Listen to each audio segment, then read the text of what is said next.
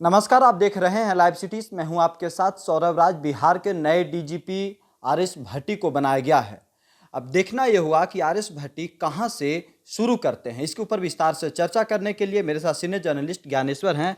भट्टी साहब बिहार आ रहे हैं, बिहार में कहां से शुरू करेंगे बिहार को कंट्रोल करने के लिए? देखिए सौरभ, आपने जो बात कही, जो मेरी खबर है, भट्टी मंगलवार को पटना पहुंच सकते हैं जी अपना कार्यभार ग्रहण करने।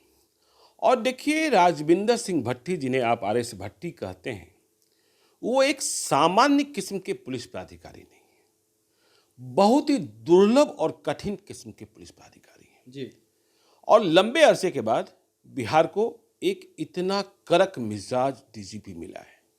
यह बिहार के लिए जरूरी था। अब देखिए, सवाल ये पैदा होता है कहां से शुरू करेंगे। जी देखिए, आज जब दिन में नीतीश कुमार ने फैसला लिया, बिहार सरकार के गृह विभाग ने अधिसूचना जारी कर दी, तब से ही अंडरवर्ल्ड में कोहराम मचा है कि अब भट्टी आ रहे हैं। देखिए, भट्टी का नाम जो है वह अंडरवर्ल्ड में और अपराधियों की दुनिया में आतंक के रूप में लिया जाता है कि भट्टी क्या करेंगे। और सारे एसपी, जिलों के एसपी, देखिए, भट्टी के बारे में एक बहुत ही मशहूर बात है कि उनके पास एक लाल डायरी होती है। और मुझे लगता है कि भट्टी की शुरुआत बिहार में डीजीपी के तौर पर फिर से लाल डायरी में ही होगी। और यह तय मानिए, और चर्चाएं शुरू भी हो गई हैं। कई जिलों के आरक्षी अधीक्षक, सुपरिटेंडेंट ऑफ पुलिस, एसपी, जो भट्टी के मन मिजाज को जानते हैं, उन्होंने अपने जिले के टॉप 10 क्रिमिनल्स की सूची तैयार करनी शुरू कर दी है। क्योंकि भट्टी की डायरी में हमेशा जिले के हिसाब से अपराधियों की लिस्ट तैयार रहती है। और इसके बाद, जैसा देखिए हम बार बार कहते हैं, दिस और दैट में वो विश्वास करने वाले पदाधिकारी नहीं है। और दूसरी बात, पैरवी मंजूर नहीं है।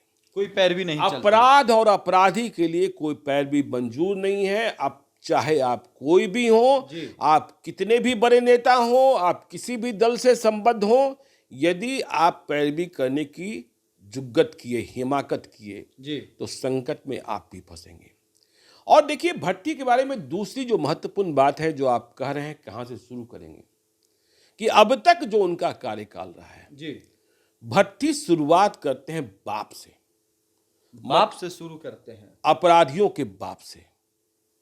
पहले उसका कीला ढा दीजिए, उसके आतंक को मुरझा दीजिए, ताकि जितने छुट भइये हैं वहां तक संदेश पहुंच जाए कि भट्टी आ गया है।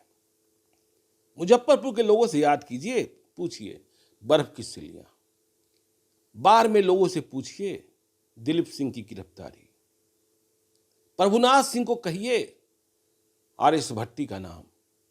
शहाबुद्दीन तो अब रहे नहीं, किस तरीके से गिरफ्तारी। और तो और छोड़िए, छोटा राजन को कैसे पकड़ कर लाया गया। तो भट्टी अपराधियों के बाप से शुरू करते हैं ताकि संदेश आ जाए।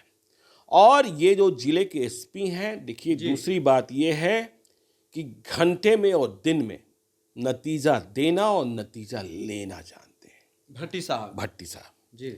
और एसपी जो घरों से नहीं निकलते थे, उन्हें अब घरों से निकलना होगा। देखिए, भट्टी के बारे में इस बात को समझिए, वो मीडिया फ्रेंडली नहीं है, फोटोजेनिक नहीं है, लेकिन एक्शन कैसे होता है वो जानते हैं। और जिस पुलिस पदाधिकारी ने गड़बड़ की, उनकी चरित्र पुस्तिका ACR किस कदर खराब होगी, इस बात के लिए वे तैयार रहिए। तो देखिए, मुझे लगता है कि भट्टी बिहार के अपराध को समझते हुए अपराधियों को भी वर्गीकृत करेंगे, जैसे ऑर्गेनाइज्ड क्राइम, और फिर शराब का अपराध, और फिर अन्य प्रकार के अपराध। ठीक है ना? तो इन तीनों श्रेणियों को, और उनकी लिस्ट कभी खत्म नहीं होती। देखिए, अपराध तो होगा अपराध, क्राइम फ्री सोसाइटी की आप कल्पना नहीं कर सकते हैं, लेकिन अपराध को उद्भेदित करना, क्राइम को क्रैक करना।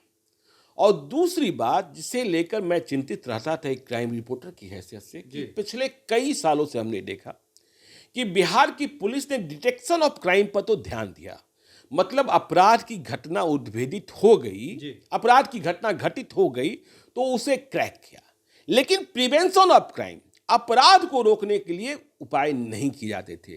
तो अब सारे एसपी साहब को खुद छापेमारी करने भी जाना होगा। यह नहीं चलेगा, ठीक है ना। रात को नाका भी लगाना होगा और भट्टी को जवाब भी देना होगा।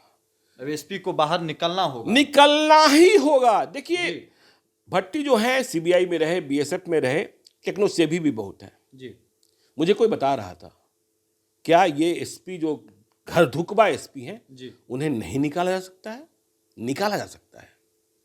सारे एसपी के पास सरकारी मोबाइल हैं, उनके गूगल लोकेशन ऑन कर दीजिए, मालूम हो जाएगा जी। ये एसपी साहब किस वक्त किस पहर कहां हैं, कितने घंटे थे, कितनी स्पीड में जा रहे थे, उसे मॉनिटर कर लीजिए। तो एसपी साहब शाम में 6 बजे के बाद, जी। देखिए, ये धमकेंगे नहीं, ये नतीजा जानते हैं, और नतीजा नहीं दीजिएगा तो आपको सबक सिखाना जानते हैं कि, तो इस बात को समझ लिए, पैरवी, सोच, सिफारिश, इसको तो भूल जाइए, कुछ नहीं चलेगा, कुछ नहीं चलना है। चाहे आप किसी पार्टी के हो, जी। चाहे आप किसी दल के हो, और नेताजी यदि अपराधियों को बचा रहे हैं, संरक्षित कर रहे हैं, जी। क्योंकि देखिए, साफ तौर पर भट्टी का जो स्टाइल रहा है, अपराधी चाहे जेल के भीतर हो चाहे जेल के बाहर हो, जी। उसके गिरोह को दोहराइए। देखिए, अब पहले की तरह तो आप खुले में इनकाउंटर्स नहीं कर सकते हैं, मानवाधिकार के बहुत सारे नियम हैं, लेकिन गिरोह को नाश तो कर सकते हैं। तो आप ये सोच लीजिए कि हम जमानत पर निकल गए, अब हम शांति से बैठेंगे और फिर कोई व्यूह रचना रचेंगे, तो अब नहीं होगा, ये नहीं चलने वाला है, ये नहीं चल।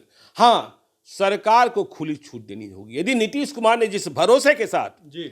आरएस भट्टी को डीजीपी बनाया है, उसी भरोसे के साथ आरएस भट्टी को खुली छूट दे दी गई, तो अपराधी तो बाप बाप कर जाएंगे, और सिस्टम में भी सुधार होगी।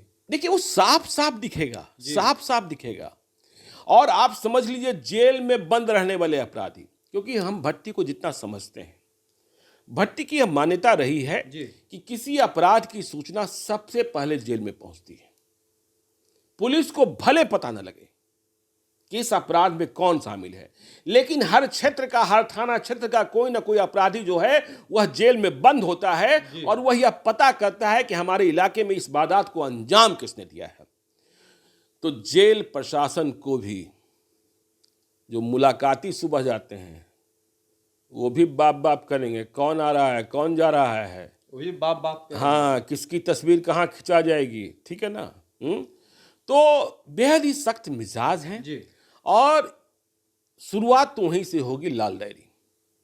लाल डायरी के बारे में साफ साफ है कि यदि भट्टी की लाल डायरी में आपका नाम लिख गया जी। तो आपका काम तमाम है। काम तमाम का मतलब जिंदगी का अंत नहीं है, समझे ना। हाँ। देखिए, शराब की बात हम करते हैं, मुझे यह लगता है जी। कि शराब के पीछे पुलिस ज़्यादा लगी है, इस कारण से ऑर्गेनाइज क्राइम्स बढ़ जाते हैं। और शराब बंदी को यदि सफल करना है जी। तो शराब के व्यवसाय में जिन लोगों ने अकूत पैसा कमाया है, उनके आर्थिक साम्राज्य को तोड़ना होगा, ढाना होगा। ऑर्गेनाइज क्राइम और एक्सीडेंटल क्राइम में देखिए, दोनों में फर्क होता है। यदि आप किसी को अगवा करते हैं तो इसका मतलब यह है कि अपहरण के लिए एक साजिश रची गई, एक योजना, हाँ, एक योजना तैयार किया गया। यदि आप किसी को किसी के घर पर चढ़ करके गोलीबारी करते हैं तो इसका मतलब यह है कि आपने अपराधियों को इकट्ठा किया, प्लान किया, रैकी की। तो इसी तरीके से यदि आप लूट और डकैती की बाजार को नाम दें तो ये ऑर्गेनाइज क्राइम होता है, और इसे ध्वस्त किया जाना, इसे रोका जा सकता है। एक्सीडेंटल क्राइम को आप नहीं रोक सकते हैं। अभी हम और आप बैठे हैं जी। हमारे और आपके बीच में कोई झगड़ा हो गया, या तो हमारे पास पिस्टल है या आपके पास पिस्टल है जी। आपने पिस्टल निकाला, हमें मार दिया, या हमने निकाला, आपको मार दिया, ये एक्सीडेंटल। हाँ, इसको कोई नहीं रोक सकता है, ठीक है ना। इस पर चिल्पो बेकार है। लेकिन ऑर्गेनाइज क्राइम, और भट्टी को तो सभी लोग जानते हैं। आप मुजफ्फरपुर में लोगों से पूछिए, बर्फ की सिलियां अपराधी कैसे बाप बाप करते थे। आप चलिए बाढ़ में पूछिए, दिलीप सिंह, अनंत सिंह के बड़े भाई किस तरीके से गिरफ्तार किए गए थे। आप चलिए छपरा में पूछिए, प्रभुनाथ सिंह ने जान बचाने को कैसे एक मजिस्ट्रेट के घर में घुस करके सरेंडर किया था। जी। हाँ, शहाबुद्दीन का क्या हाल हुआ। और तो और छोड़िए, छोटा राजन को जिस भट्टी ने गिरफ्तार कर लाया। तो भट्टी पाताल लोक में कहाँ कौन गायब हो जाएगा, ज्यादा यदि फैलिएगा तो गायब हो सकते हैं। गायब कहाँ हो जाइएगा पता नहीं चलेगा। हाँ, लेकिन नीतीश कुमार को जी। भट्टी को काम करने के लिए खुली छूट देनी होगी। और फिर ये जो एसपी आपको काम करते हुए नहीं दिखाई पड़ते हैं, वही एसपी दौड़ते हुए दिखाई पड़ेंगे। समझे ना। हाँ? जो एसपी जनता की नहीं सुनते हैं, उन्हें जनता की भी सुननी होगी और भट्टी की भी सुननी होगी। भट्टी तो सुननी नहीं सुनने का सवाल कहाँ पैदा होता है। यदि आप नहीं सुने तो आपका सर्विस रिकॉर्ड खराब हो जाएगा।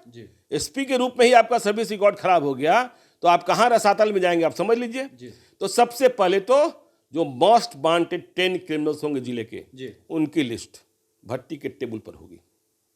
अब इनका हिसाब करो, शुरुआत करो। कौन घर से नहीं निकल रहा है, कौन घर में घुस जाता है, कौन जनता की नहीं सुनता है। और पैरवी सिफारिश नहीं चलेगी। इस बात का ध्यान रखिए। चलिए, तो अब देखना ये हुआ कि आरएस भट्टी कैसे बिहार को सुधारते हैं और सिस्टम में कैसे सुधार लाते हैं। अगर अभी तक लाइव सिटीज़ को यूट्यूब पे सब्सक्राइब नहीं किए हैं तो सब्सक्राइब भी कर लीजिएगा और फेसबुक पे भी हमें फॉलो कीजिए, ट्विटर पे भी हमें फॉलो कीजिए। धन्यवाद।